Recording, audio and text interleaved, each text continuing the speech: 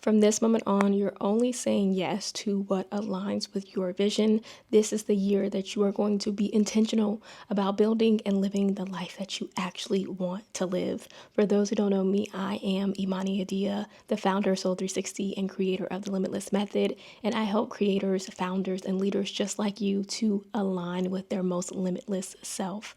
I know that it can be so easy for you to say yes because you feel like you are obligated to.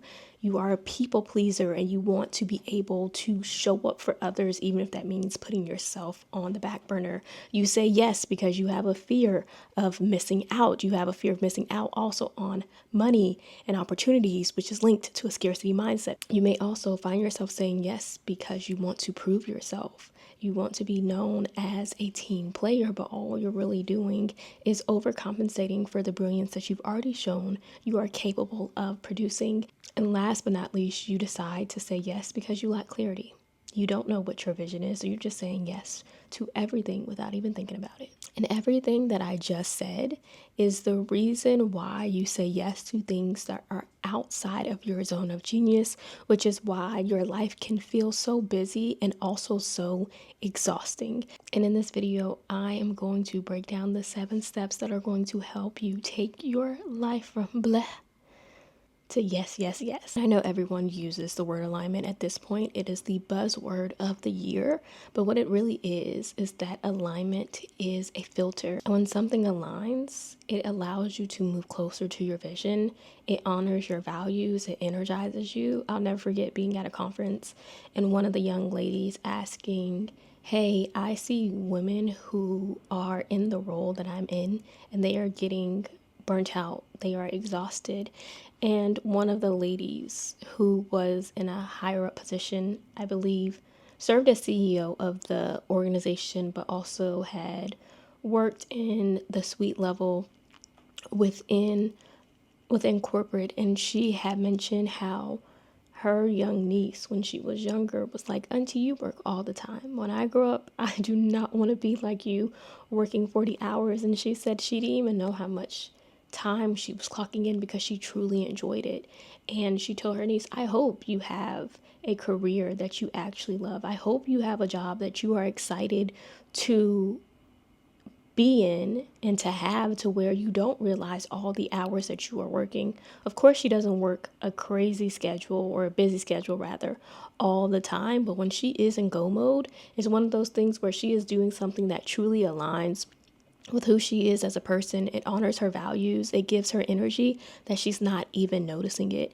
And I really believe that we have to start taking into account our energy, but also the way that we feel when we are looking at our career, which we'll talk about a little bit later in this video. Another thing that happens when you are making decisions that actually align is that it helps you to move closer to who it is that you are becoming. Who is that person that you see yourself being 6 months from now, a year from now, 5 years from now, and making decisions that truly align with that version of yourself that you see, right? That 2.0 version of yourself. And so in the society that we live in today, it can be so easy to prioritize busyness over alignment, because what is celebrated and what looks good on paper can be, I have a packed schedule. I am always busy. I'm always taking calls. And this is the most quote unquote productive version of my calendar, when in all actuality, you could really work 4 hours a day and still be as productive, while also making room for joy and making room for your health, making room for your wellness, and all of the things that you don't take into account because there is a version of life that you believe that you have to live, and it has to look like this way, even though it may not align with what you truly want at your core, and also what you need. And so what are the 7 steps to saying yes to things that only align to you? And so the first step is you getting clear on your vision. You can't say yes if you don't know what you should be saying yes to. That vision really is the starting point of it all. And so a question that you can journal on today is, What does my life look like? What do I want my career to look like? What do I want relationships to look like?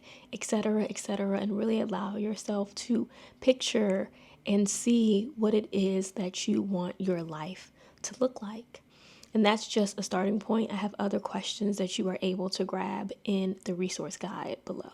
Step 2 is defining your values. Your values are truly your North Star, and you should use them as a filter to say, is this something that I actually want to do? And a great questions to start asking is, what matters most to me? And really allow yourself to get about 5 to 7 on the page, and then you're going to rank them and circle those top 3, because those are the top 3 that you are going to use to filter out decisions in the future.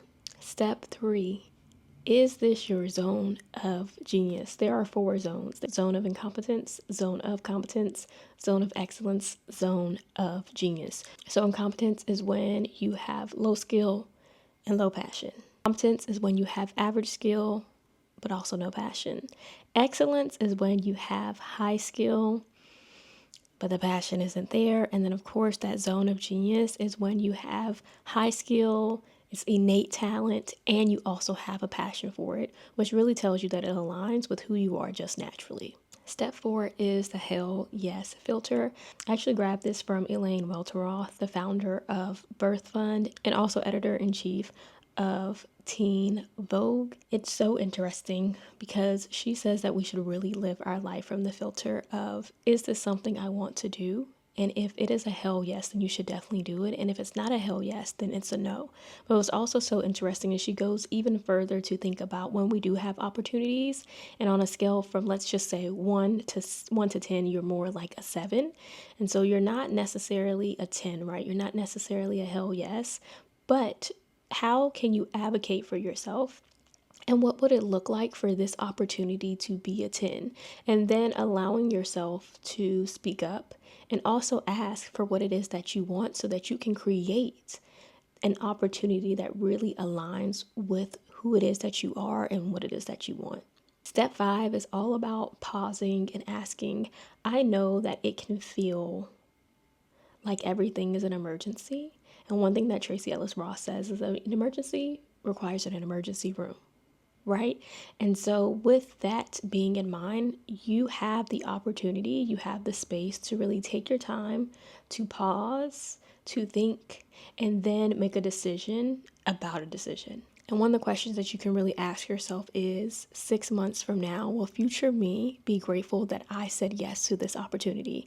If the answer is yes, you should do it. If the answer is no, there's some misalignment there and you need to take a closer look. Step 6 is about you being okay with saying no. Remember, every no makes room for an aligned yes. And so you have to know that it's okay for you to say no, and that no is a complete sentence. And being able to put yourself first and showing yourself that you're willing to put yourself first is going to help you build that confidence and that self-trust that you need to really get to that next level and to really live the life that you truly desire. Step 7, you're going to audit your calendar. I want you to open up your calendar right now and look at the commitments that you have and just start asking yourself some simple questions of, does this align with my vision? And is this a hell yes? If you've gotten to this point of the video, you are ready to reclaim your energy, reclaim your time, really step into that version of yourself that you can see yourself as. And so what do you need to do next? Number 1, you need to define your vision, because without a vision, you don't know what you're aligning to. Number 2, you need to get clear on your top 3 values. Number 3, you need to identify your zone of genius. Number 4, you need to practice pausing before you respond and truly asking yourself, does this decision align with my vision? 5, comment the one thing that you removed from your calendar. And number 6, subscribe to stay updated on new video drops. I'm Imani Adia, and until next time, be limitless.